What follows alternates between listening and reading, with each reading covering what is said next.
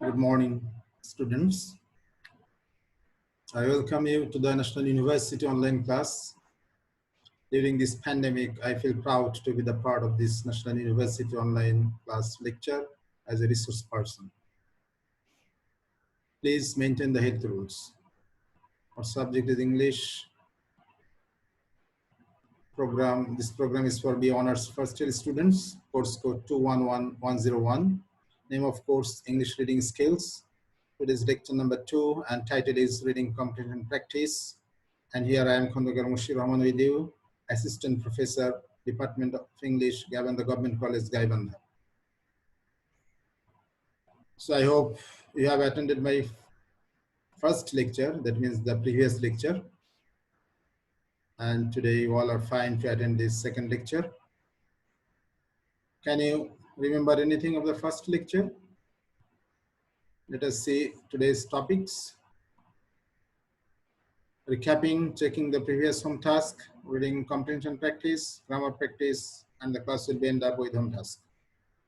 So what is recapping? Recapping means recalling. Can you recall, can you remember about the last class, I mean previous class, what we learned in our last class? Actually, this is a learning process. It's a technique of learning process. When we attend a class or when we read something, we should share it with others later on. If we can share it later on with others, our learning, that is a perfect learning. Otherwise, if you cannot share what we learn, if you cannot share it later on, so that is not a learning actually. That's why recapping is a system or process or learning techniques. So today we are going to recap first the last class, what we talked about in the last class. Try to remember. I think you can now recall some of the things.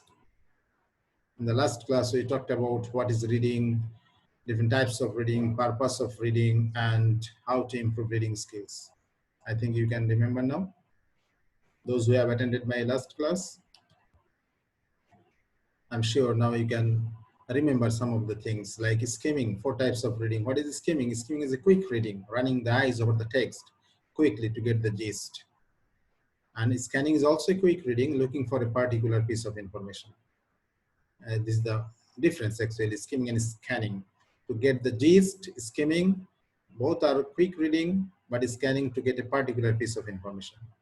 Intensive reading is what? Shorter text, extracting specific information, accurate reading for details. So when we read, I mean deeply with every details, that is intensive reading.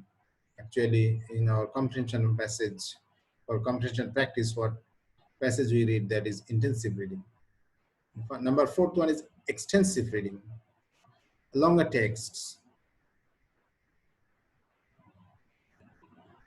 For pleasure and needing global understanding. So when we read for pleasure or to know about other culture or countries, if we, about the culture and countries, about anything, any literature for our pleasure, that is extensive reading.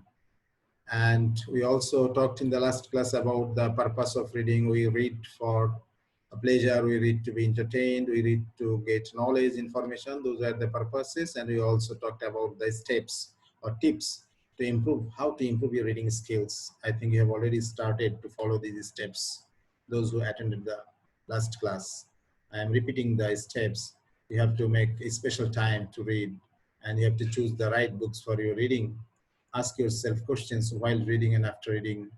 Actually, while you are reading, you should ask some questions, pre-reading, post-reading, and while reading steps I mentioned in the last class.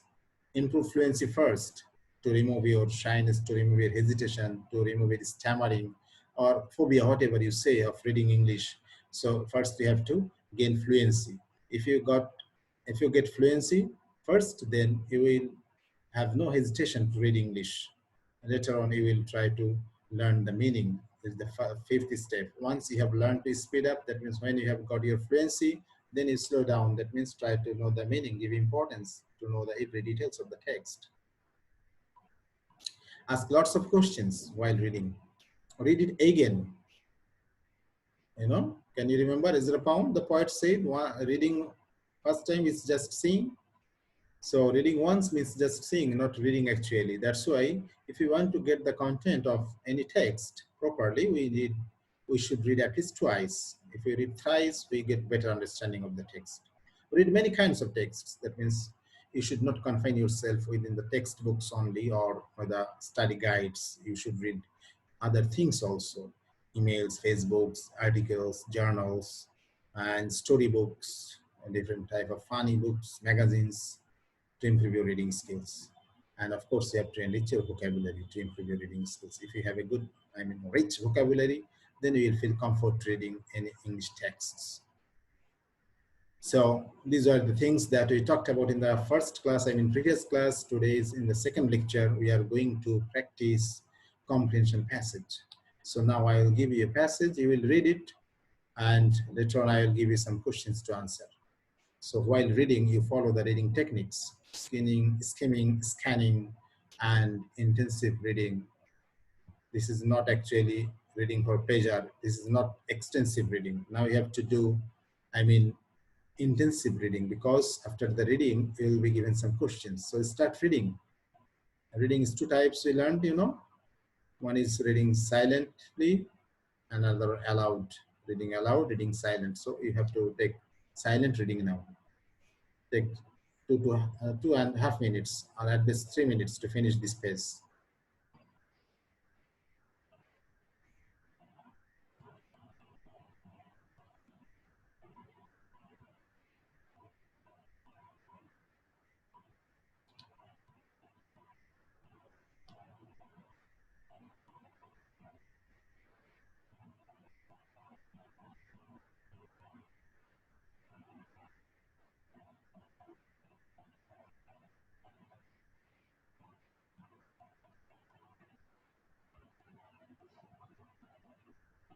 While reading, you should uh, find you should look for the new. If you find any new word or new information, if you think it's important, you should write it down in your exercise book.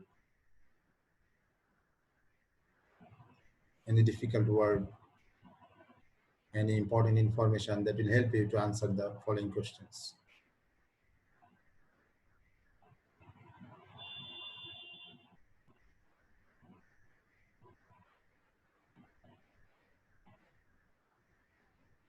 So read quickly. After your reading, I will read once for you. Then I will give you the questions.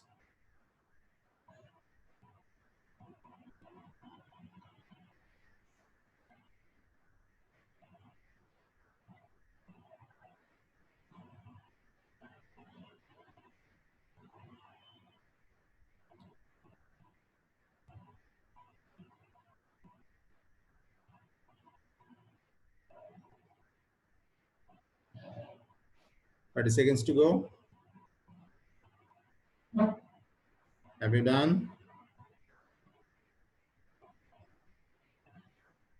I think you have finished this first slide. Now the story is continuing in the second slide. Another 2 minutes to go for this slide.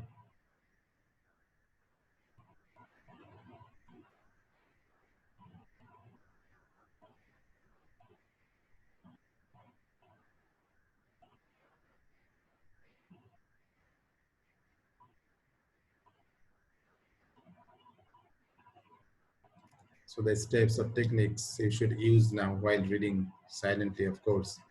You should ask some questions while reading.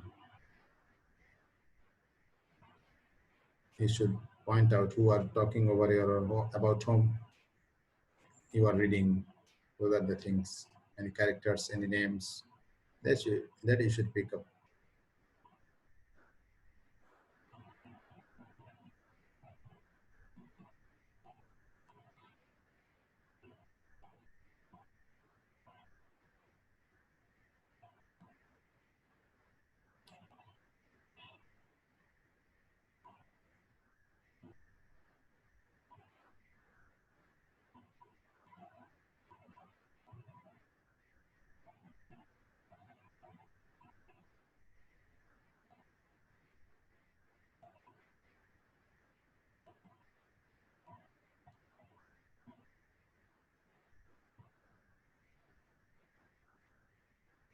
Have you done? Over 10 seconds or 15 seconds?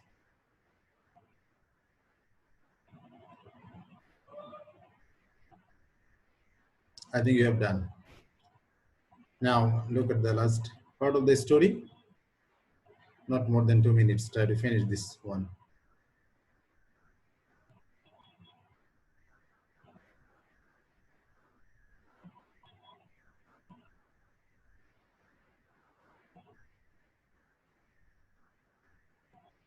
I think the story is not so difficult for you because most of the words are very familiar. Not so difficult words are here.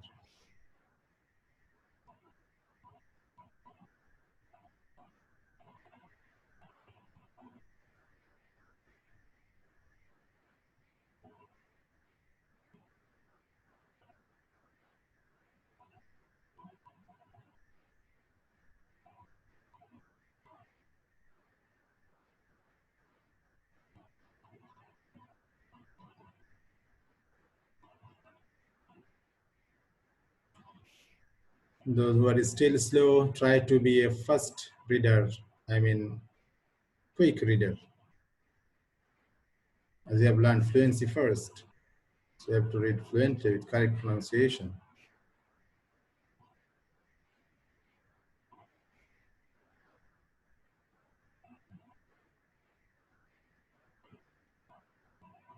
Another 15 seconds, 10 to 15 seconds.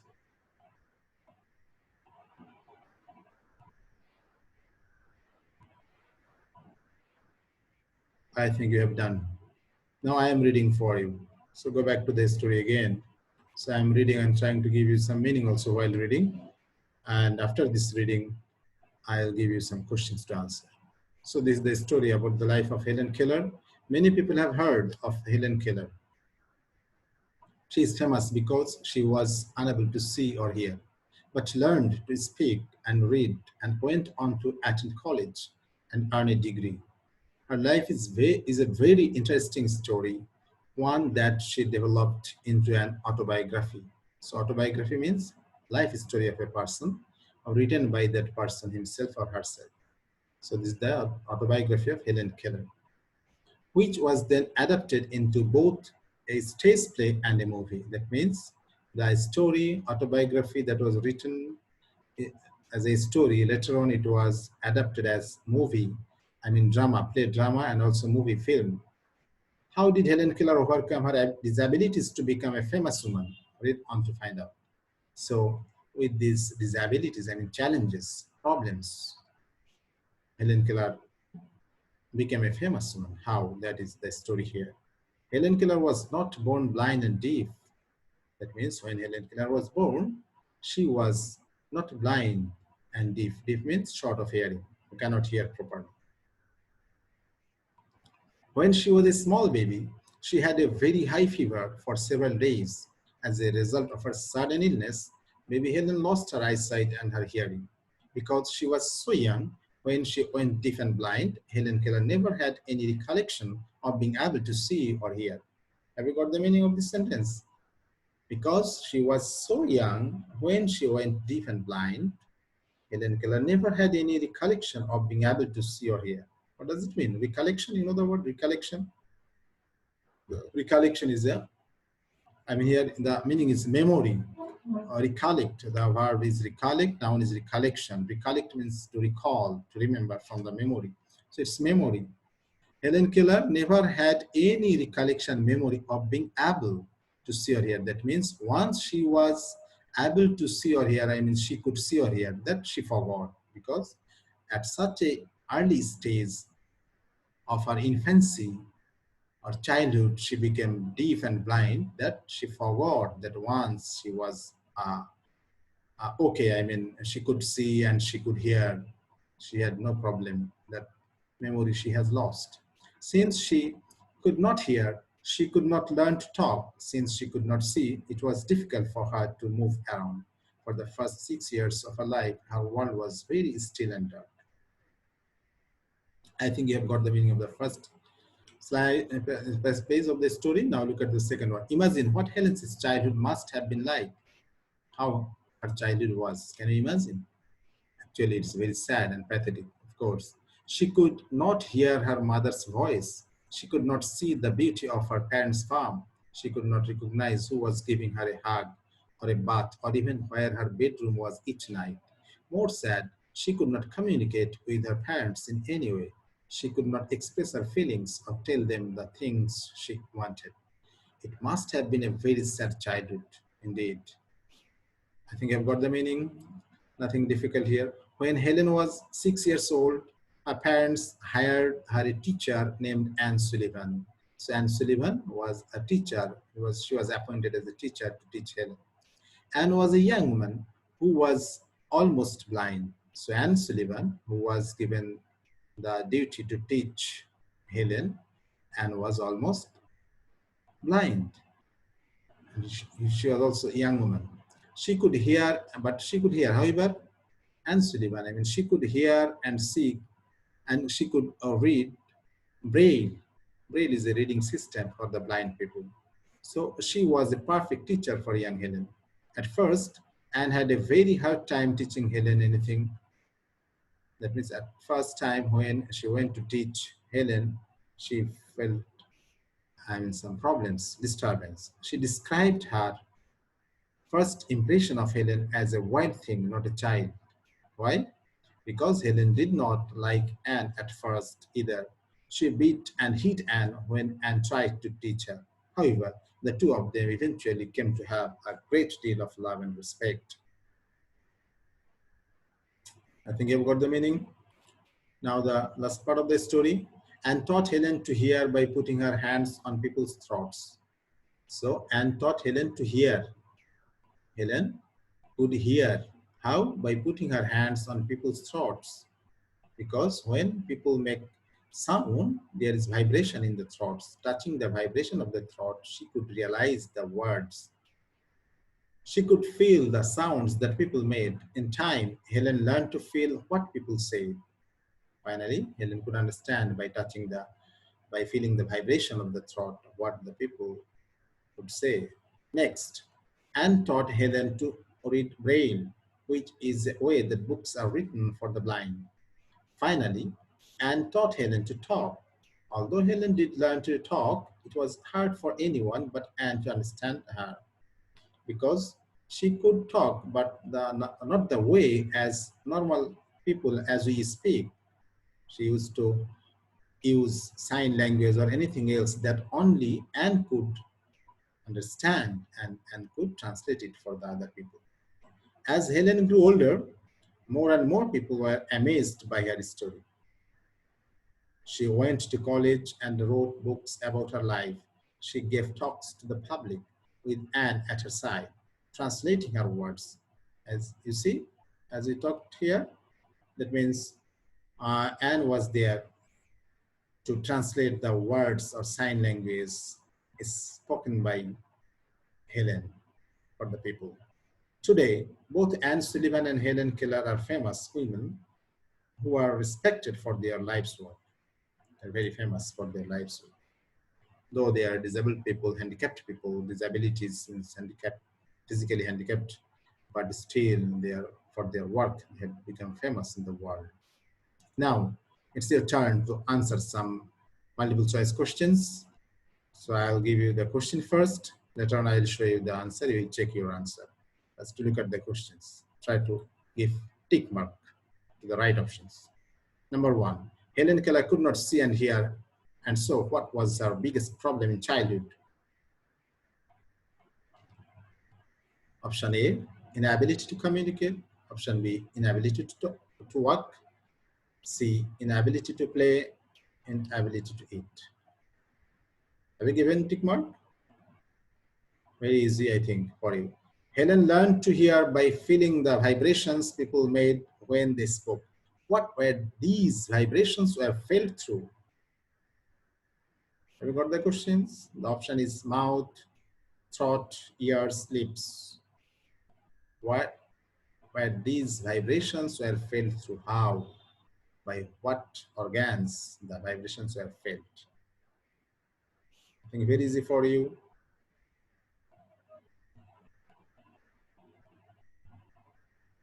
Now look at question number 3 and 4. From this passage, we can infer that Anne Sullivan was a patient teacher. We can infer this because, you know the meaning of the word infer. Try to get the meaning from the context. From this passage, we can infer, we can decide, we can conclude. Infer means to come to a decision, to conclusion. We can infer that, we can conclude that, we can take the decision that Anne Sullivan was a patient teacher. We can infer this because option A, Helen hit and beat her and still remained her teacher. Option B, Anne taught Helen to read only. C, Anne was hurt for hearing too. D, Anne wanted to be a teacher.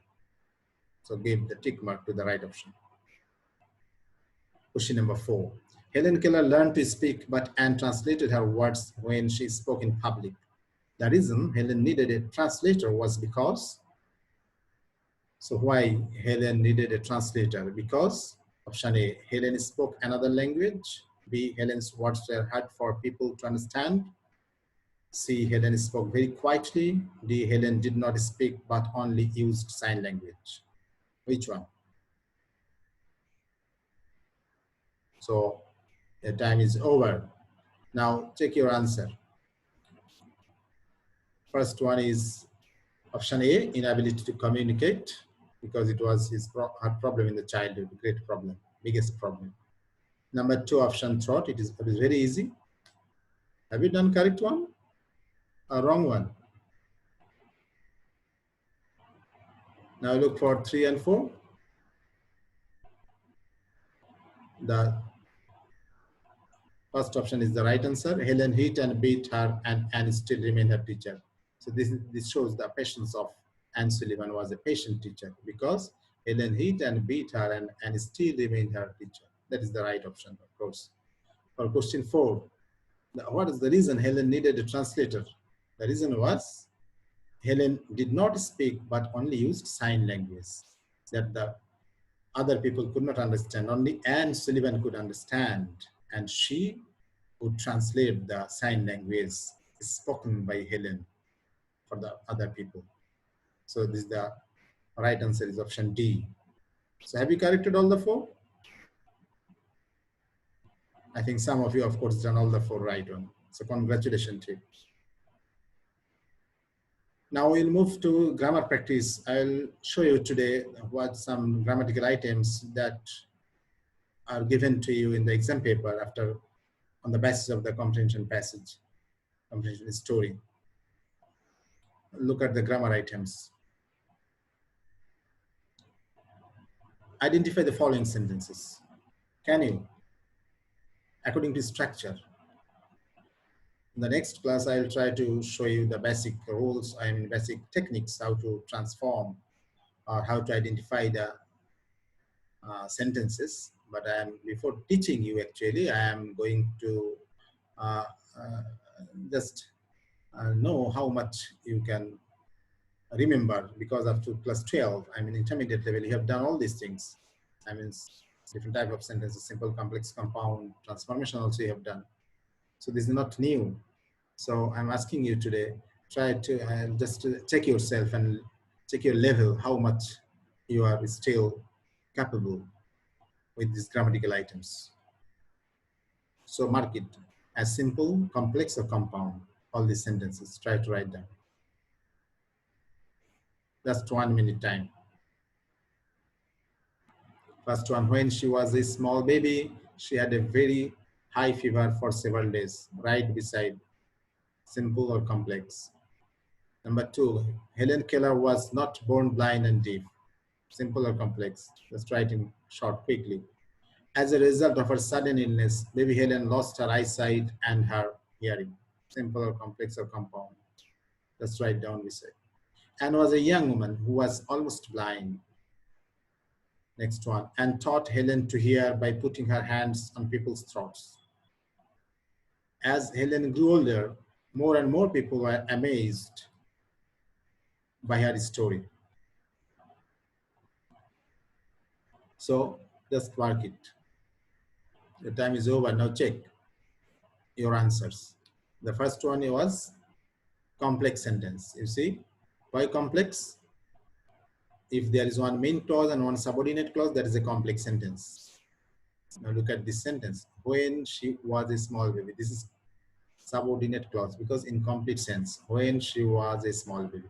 She had a very high fever for several days. This is the main clause. If we find one subordinate clause and one main clause in a sentence, that is complex sentence. I think you can remember now. You can recall now complex, compound. So Helen Keller was not born blind and deaf. This simple sentence, of course, because this coordinating word is here, but it is not coordinating two clauses. It is coordinating two words. So looking at and, we should not confuse. This is compound. It's not compound. There is only one verb. That's why this is a simple sentence. As a result of her sudden illness, you look at this part, there is no verb. So this is a phrase. This is not a clause. As a result of her sudden illness, baby Helen lost her eyesight and her hearing. So though the sentence looks long, it contains only one main verb, finite verb, lost. That's why this is also a simple sentence. So when we find any big sentence or long and large sentence, we should look for the verbs. Anne was a young woman who was almost blind. So here are you see two verbs, and here is one subordinate clause who was almost blind in complete sense. That's why this complex sentence. And taught Helen to hear by putting her hands on people's throats. This is simple. Again, don't confuse, because you have to look for the verb, main verb. If there is only one main verb, finite verb, that is simple sentence. How long the sentence is, that doesn't matter. And taught Helen to hear. To hear is infinitive, it's not verb. The main verb is taught. It's the only one finite or main verb. To hear is infinitive. It's non-finite verb. By putting her hands, this is not verb also. By putting, by plus chiran, putting her hand with ing, her hands on people's throats. So this is only one verb. That's why it is also a simple sentence. Last one. As Helen grew older, more and more people were amazed by her story. So this is complex. As Helen grown. So the verb is grew, here one verb. And this is a clause, and this subordinate clause, because in complete sense, as Helen grew older. So here is one subordinate clause, more and more people were amazed by her story. This is a main clause, this again a complex sentence. Now, can you try to change these sentences as directed in the next slide? Look at the next slide. Let's do a little work. It's like a class work, you know. I told you, when you sit for the class, you must take pen and paper beside you. If you don't keep pen and paper with you, then you cannot do work. This is actually practical work, practical class. Learning by doing. Just listening is not a proper learning. Learning by doing, you know. So you have to do some work. Do it quickly. Another minute. As directed. I'll give you 1 minute to finish this. You have to make it simple. The first one, you have to make it simple. Second one, complex. Third one, complex. Fourth one, compound. And you have to change the voice, active and passive. That you are also familiar with, I think, because up to intermediate level, you had this. In the next class, I'll try to show you some basic rules of transformation, of course. But today is just introducing or reviewing the things that you learned before, and you have to do in this March first year also, these things. And the reading skills. Have you done? Now check your answer. Match your answers with the following. In or during her infancy or childhood, you can write in or during, or you can write infancy or childhood, the options. You can write in her infancy or during her infancy. So you look, this is not a clause now, this is a phrase. There is no verb, so this is not a clause. During her infancy or childhood, she had a very high fever for several days. Now this is simple sentence, because here is only one verb, had. And this portion is a phrase. There is no verb. And second one, we have made complex. When Helen Keller was born, she was not blind and deaf. You see, here we have made a clause. When Helen Keller was born, this is subordinate clause. She was not blind and deaf. This is main clause. That's why this is complex sentence. Look at the sentence. Helen Keller was not born and blind and deaf. It was simple. We have to make complex. When Helen Keller was born. So that's, we have added a subordinate clause. Baby Helen lost her eyesight and her hearing as she became suddenly ill. This is a complex. So what we have done, again, to make it complex, we have added a subordinate clause. As she became suddenly ill. It was not there. Go back to that question. As a result of her sudden illness. There is no verb. So this is a phrase.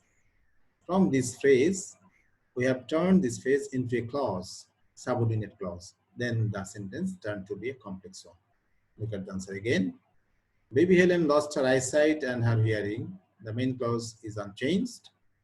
The phrase is turned to be a clause as she became suddenly ill. So became is a verb. Now this is subordinate clause. Have you got the point? We have to make a subordinate clause from simple to complex, to make from simple to complex. Anne was a young woman and she was almost blind. Compound. Compound means what?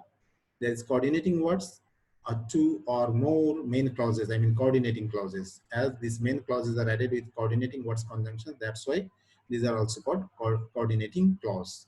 So two or more main clauses added with conjunction. This is compound.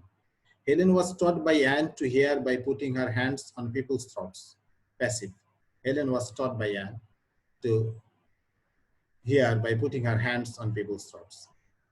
An active one, as Helen grew older, her story amazed more and more people. Her story amazed, attracted more and more people, or surprised, amazed or surprised more and more people. This is the active one. Look at the question was, Anne taught Helen. This was active. To make it passive, we just change subject to object and the form of the verb. Helen was taught by Anne. The answer is Helen was taught by Anne. The other parts are unchanged. And again, the question was, as Helen grew older, more and more people were amazed by her story. It was passive. We have to make it active. The answer is, as Helen grew older, her story amazed more and more people. So, have you done? How many have done corrected? Who has done all the sentence corrected, answers corrected? So, congratulations again, because you have remembered those things that you learned up to HSC level. In the next class, we will do more practice with some basic techniques, how to change. Now, another item you are going to be introduced today of your question paper in English reading skills in part A, synonyms or writing word meanings and making sentence. On the basis of the passage, some words should be given. So from our passage, today we have read Life of Helen Keller. I have given some words here. Now you have to write the meaning of these words in English. So get ready, start writing the answers. Write down the meaning of the following words in English and make your own sentences with them. So 2 minutes time. To do this, you will get 2 minutes only. Autobiography, deep, recollection, recognize, impression. Write down the meaning and try to make sentence also.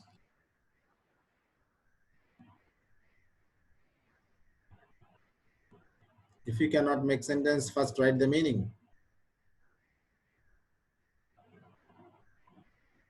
While I was reading the passage for you, I already told you the meaning. Can you remember? That's a technique to make your brain sharp. Now match your answer.